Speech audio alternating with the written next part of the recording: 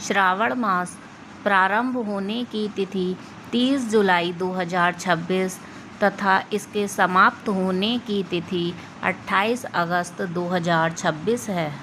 ओम नमः शिवाय।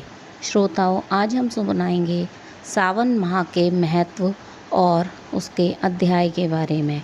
हिंदू कैलेंडर के 12 मासों में से सावन का महीना अपनी विशेष पहचान रखता है।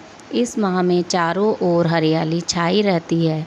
ऐसा लगता है मानो प्रकृति में एक नई जान आ गई है। वेदों में मानव तथा प्रकृति का बड़ा ही गहरा संबंध बताया गया है। वेदों में लिखी बातों का अर्थ है कि बारिश में ब्राह्मण वेद पाठ तथा धर्म ग्रंथों का अध्ययन करते हैं। इन मंत्रों को पढ़ने से व्यक्ति को सुख तथा शांति मिलती है। सावन में बारिश होती है। इस बारिश में अनेक प्रकार के जीव जंतु बाहर निकल कर आते हैं। यह सभी जीव जंतु विभिन्न प्रकार की आवाज़ें निकालते हैं। उस समय वातावरण ऐसा लगता है कि जैसे किसी ने अपना मौन व्रत तोड़कर अभी बोलना आरंभ किया हो। जीव जंतुओं की भाषा का वर्णन इस प्रकार किया गया है कि जिस प्रकार बारिश होने पर जीव जंतु बोलने लगते हैं, उसी प्रकार व्यक्ति को सावन के महीने से शुरू होने वाले 4 माह में ईश्वर की भक्ति के लिए धर्म ग्रंथों का पाठ सुनना चाहिए। धार्मिक दृष्टि से समस्त प्रकृति ही शिव का रूप है। इस कारण प्रकृति की पूजा के रूप में इस माह में शिव की पूजा विशेष रूप से की जाती है।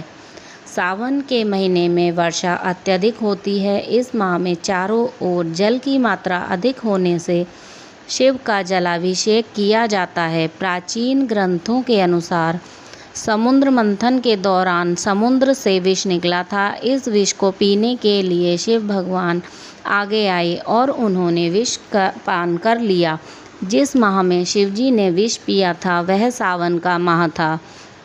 विष पीने के बाद शिवजी के तन में ताप बढ़ गया। सभी देवी देवताओं और शिव के भक्तों ने उनको शीतलता प्रदान की, लेकिन शिवजी भगवान को शीतलता नहीं मिली।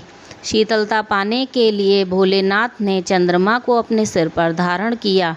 इससे उन्हें शीतलता मिल गई। ऐसी मान्यता भी है कि शिवजी के विषपान से उत्पन्न ताप को शीतलता प्रदान करने के लिए मेघराज इंद्र ने भी बहुत वर्षा की थी। इससे भगवान शिव को बहुत शांति मिली थी। इसी घटना के बाद सावन का महीना भगवान शिव को प्रसन्न करने के लिए मनाया जाता है। सारा सावन विशेष रूप से सोमवार को भगवान शिव को जल अर्पित किया जाता है। महाशिवरात्रि के बाद पूरे वर्ष में यह दूसरा अवसर होता है जब भगवान शिव की पूजा बड़े ही धूमधाम से मनाई जाती है। हिंदू धर्म के अनुसार सावन के पूरे माह में भगवान शंकर का पूजन किया जाता है। इस माह को भोलेनाथ का माह माना जाता है। भगवान शिव का माह मानने के पीछे एक पौराणिक कथा है। इस कथा के अनुसार देवी सती ने अपने पिता दक्ष के घर में योग शक्ति से अपने शरीर का त्याग कर दिया था। अपने शरीर का त्याग करने से पूर्व देवी ने महादेव को हर जन्म में पति के रूप में पाने का प्रण किया था। अपने दूसरे जन्म में देवी सती ने पार्वती के नाम से हिमालय और रानी मैना के घर में जन्म लिया। इस जन्म में देवी पार्वती ने युवावस्था में सावन के माह में निराहार रहकर कठोर व्रत किया। यह व्रत उन्होंने भगवान शिव को प्रसन्न करने के लिए किए।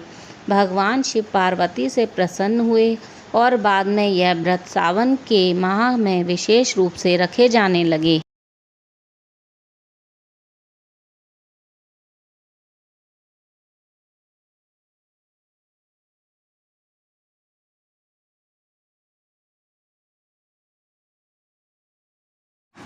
तो आइए अब सुनाते हैं श्रावण मास महात्म्य का प्रथम अध्याय।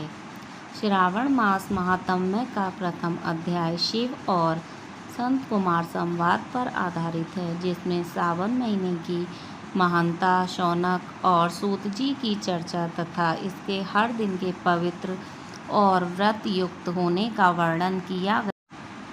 शौनक ऋषि बोले, हे सूत जी, आपके द्वारा कही गई कथाओं से मुझे पूर्ण संतुष्टि नहीं हुई। अतः आप कुछ अन्य कथाएं मुझे सुनाएं जिससे मेरी श्रवण तृप्ति हो जाए। यह सुनकर सूत जी बोले, हे ऋषियों, आपके कथन से मैं अति प्रसन्न हूँ।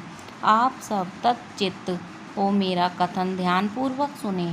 अभिमान रहित ईश्वर भक्ति वाली समझ से दुष्ट विचारों को छोड़कर प्रभु में भक्ति के साथ भागवत वार्ता सुनने की इच्छा रखते हुए विनम्र होकर ब्राह्मण की सेवा में विश्वास रखते हुए धैर्य सहित और स्वभाव में नम्रता रखते हुए मन वचन कर्म से पवित्र होकर पूर्णतया आरोप प्रत्यारोप रहित होकर तथा तपस्वी वृत्ति में रहना आदि ये 12 गुण गीता में बतलाए गए हैं।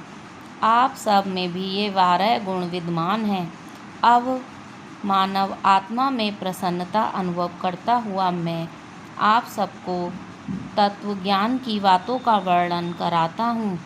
एक बार शिव ब्रह्मा पुत्र संत कुमार से बोले, हे संत कुमार, आपकी श्रद्धा और अत्यंत सेवा भाव से प्रसन्न हो मैं आपको रहस्यमय बात बतलाता हूँ। संपूर्ण वर्ष के 12 मासों में मुझे श्रावण मास सबसे अधिक प्रिय है।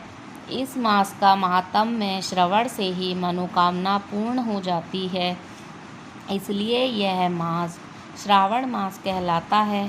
पूर्णमाही को श्रवण नक्षत्र योग होने पर भी इस मास को श्रावण मास कहा जाता है। आकाश की तरह निर्मल बनने को नभा कहा गया है। इस मास के गुण एवं धार्मिक बातों का वर्णन करना तीनों लोकों में किसी भी सांसारिक प्राणी अथवा देवी देवताओं की शक्ति से भी परे है। इसके संपूर्ण फल को केवल जगतपति ब्रह्मा ही जानते हैं। देवराज इंद्र इस श्रावण मास का महात्म्य देखने के लिए स्वयं आए। अनंत भगवान ने इस मास के फल का वर्णन करने के लिए 2000 जीवाएं धारण की थीं।